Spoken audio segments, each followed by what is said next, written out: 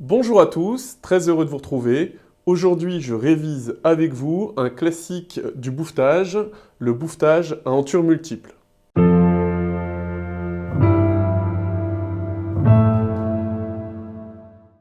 Partons du point de départ. Alors, qu'est-ce que c'est qu'un bouffetage? Un bouffetage, c'est le fait d'assembler des pièces de bois champ contre champ, donc dans la largeur, de manière à créer une pièce de bois plus large qui puisse servir par exemple de panneau ou encore de plateau.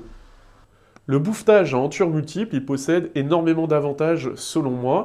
Je les ai listés et vous m'en voudrez pas d'aller de temps en temps checker, voir si je vous donne bien tous ces avantages. Donc le premier avantage, c'est que c'est un assemblage qui est solide. Il y a une grande surface encollée et du coup, ça fait quelque chose de vraiment résistant. Il y a une seule paire de fer, par exemple dans le cas d'un assemblage avec rainure et languette, eh bien il faut une paire de fer pour les rainures et une paire de fer pour les languettes. Donc c'est moins cher. On peut travailler des plus faibles épaisseurs pour des panneaux de petits meubles jusqu'aux grosses épaisseurs et ça dépendra de la hauteur de votre outil. Par exemple, moi j'ai la chance de posséder un outil en 90 mm et donc je vais pouvoir travailler jusqu'au plus épais plateau de table rustique par exemple. C'est un assemblage qui est quasiment invisible en bout, si ce n'est le petit profil en dents de scie, mais je trouve ça pas très désagréable. Et surtout, on peut le scier à format où on veut. Par exemple, je fais mon assemblage et dans un deuxième temps, je viens le mettre à format. Si, par exemple, je fais un assemblage avec rainure et languette rapportée, fausse languette, eh bien, si je fais pas très attention à ce que je fais, je peux me retrouver en bout avec la fausse languette qui apparaît et c'est particulièrement disgracieux. De même qu'un assemblage avec des lamelles. Il est facile à coller, je trouve que par rapport à un assemblage à rainure et languette qui des fois est un peu résistant, s'il est un peu trop ajusté, celui-là se met bien en place, il ne glisse pas, il évacue bien la colle. Enfin, je trouve que c'est vraiment un collage qui se fait bien. Il n'y a pas de pièces à préparer en plus, comme par exemple pour une fausse languette, hein, une languette rapportée où il faut couper du contreplaqué ou du bois massif.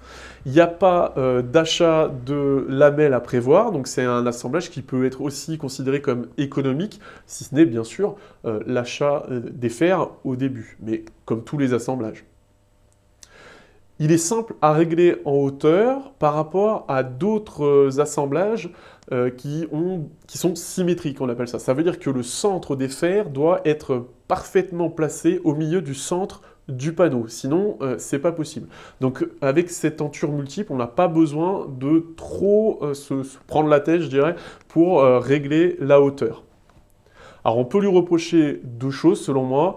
C'est un réglage qui est réputé délicat, on va dire, qui peut prendre un peu de temps, mais vous verrez qu'avec la deuxième méthode que je vous montre, ça se fait très bien, il suffit juste d'être un peu patient.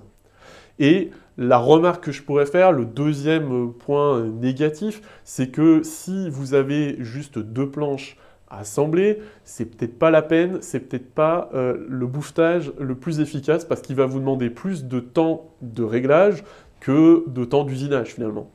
Alors moi, dans mon cas, c'est exactement ça, j'avais que deux planches, mais j'avais vraiment le souhait de m'entraîner à régler ma toupie de nouveau et le mieux possible. Pour ceux qui sont un peu débutants là-dedans, c'est un excellent exercice et je vous conseille eh bien, de le pratiquer. S'il y a des débutants parmi nous, il ne me semble pas inutile de faire un petit point sur le vocabulaire que je vais utiliser. Donc la toupie, c'est ça. On a la table de la toupie qui va nous servir de référence numéro 1, on va dire, et le guide de toupie qui va nous servir de référence numéro 2, qui est parfaitement perpendiculaire à la table.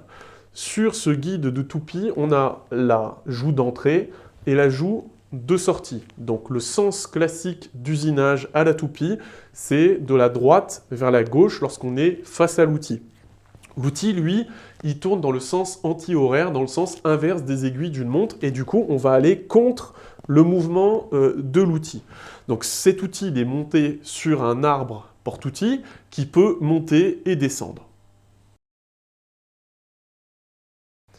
Ce bouffetage à enture multiple, on peut le réaliser avec une toupie ou alors avec une défonceuse sous table.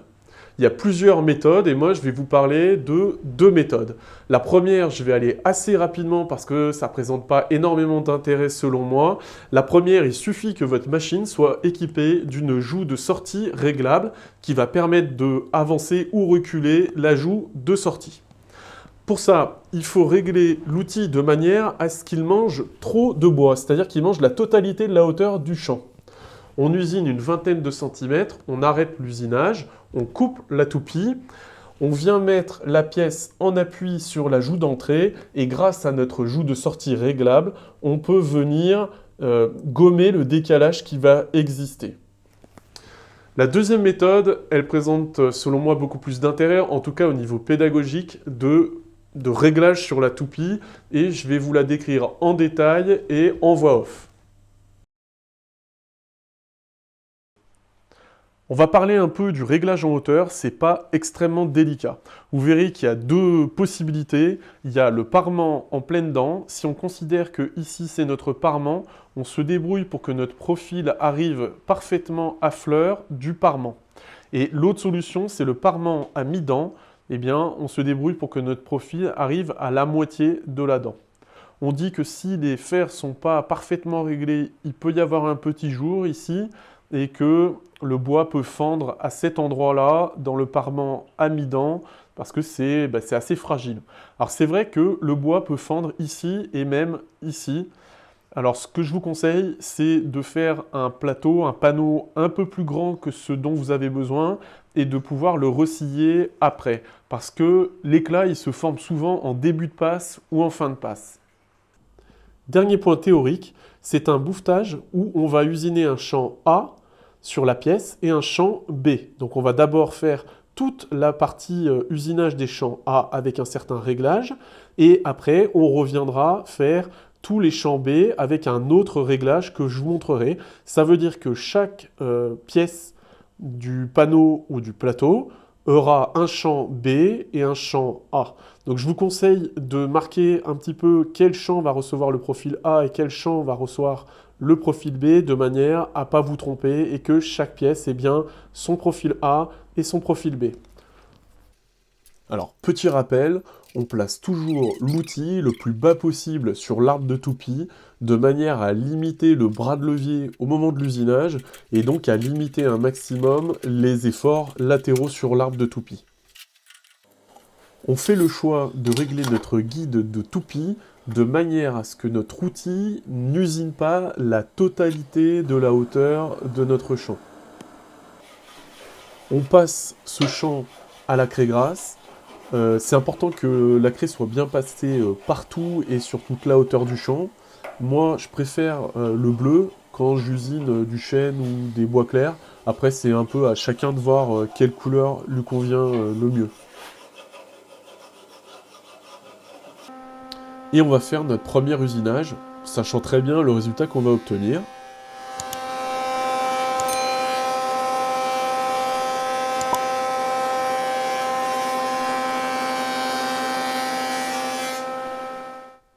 Et effectivement, la totalité du champ n'est pas usinée.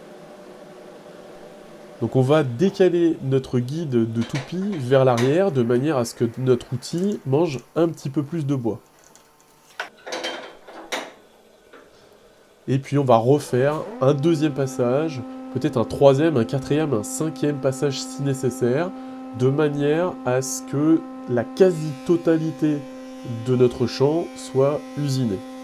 Le résultat qu'on cherche à obtenir, c'est qu'il ne reste de la craie grasse que un tout petit peu sur la pointe des dents.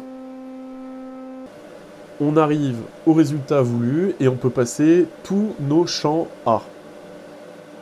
Une fois que c'est fait, on prend une bague de 2 mm qu'on vient placer sous l'outil. Alors pourquoi?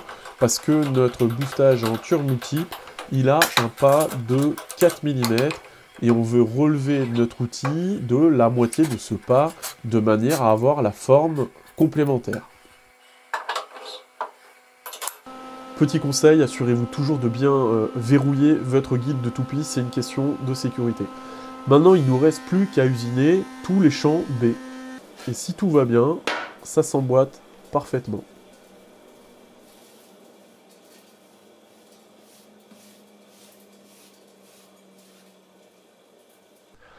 Lorsque vous faites les réglages pour réaliser cette tenture multiple, il peut y avoir 3 solutions. Alors la première, c'est la meilleure, c'est celle que je vous souhaite. Vous arrivez à un résultat parfait, vos 2 parties s'emboîtent parfaitement et vous pouvez coller votre assemblage. Si ce n'est pas le cas, si ce n'est pas parfait, il y a 2 possibilités. Soit vous êtes resté avec un outil trop rentré, ce qui est notre situation de départ, l'outil n'est pas assez sorti. Ça veut dire que le profil ne sera pas complètement dessiné sur vos champs. Qu'est-ce que ça va faire si vous assemblez malgré tout vos pièces? Ça va faire un collage qui est affaibli parce que les zones de contact sont beaucoup moins importantes que si le profil est totalement usiné. Et le deuxième point négatif, c'est que vous pouvez avoir un jour qui va se voir en parement ici. Si vous allez trop loin, et ça c'est possible, des fois en réglant petit à petit, on arrive à dépasser le moment où c'est bon. Eh bien vous allez avoir des talons, alors là je les ai marqués assez fortement pour qu'on puisse les voir facilement. Ça peut être un peu moins marqué que ça, mais ça veut dire que le bout de votre assemblage ici, il n'est pas correct et il y aura certainement un petit jour qui va apparaître ici. Donc si vous êtes dans cette situation, eh bien il faut de nouveau rentrer l'outil, remettre de la craie grasse sur un champ, dégauchir votre champ et repartir à zéro et refaire vos réglages peu à peu. J'espère que cette vidéo aura pu être utile et qu'elle réconciliera peut-être certains avec ce bouffetage à enture multiple qui peut paraître un peu délicat au départ, mais qui, selon moi, a énormément d'avantages. Si vous avez des remarques constructives, si vous avez un complément d'information ou encore des questions, eh bien n'hésitez pas à laisser un commentaire. Si vous avez des idées de tutos que je pourrais faire qui pourraient être intéressants pour vous sur la toupie ou sur une des machines que je possède, une des machines d'atelier, eh bien n'hésitez pas à me laisser en commentaire des idées. J'essaierai de répondre au mieux et dans la mesure de mes connaissances à vos demandes. Pour ceux qui souhaiteraient aller un petit peu plus loin, je vous conseille la lecture du livre de Bruno Meyer, Bien utiliser sa toupie, et notamment le volume 1 qui traite du bouffetage. Vous y trouverez une source d'informations vraiment incroyable. Pour moi, c'est vraiment un livre de chevet et je vous conseille cette lecture pour tous ceux qui veulent apprendre à se servir de leur toupie ou de leur défonceuse sous table. Si vous avez apprécié cette vidéo, si vous voulez faire avancer la chaîne dans le référencement YouTube, vous savez ce qu'il faut faire, il faut laisser un like, il faut mettre des commentaires, il faut partager la vidéo et vous abonner à la chaîne si ce n'est pas déjà fait. Je vous donne rendez-vous mardi prochain avec le début de la construction d'un meuble d'établi qui va servir à recevoir mon entraîneur et mes guides de toupie en général, toutes mes affaires de toupie, parce que pour l'instant elles traînent un peu à droite à gauche par terre et c'est vraiment pas souhaitable. Et je vous donne rendez-vous la semaine prochaine.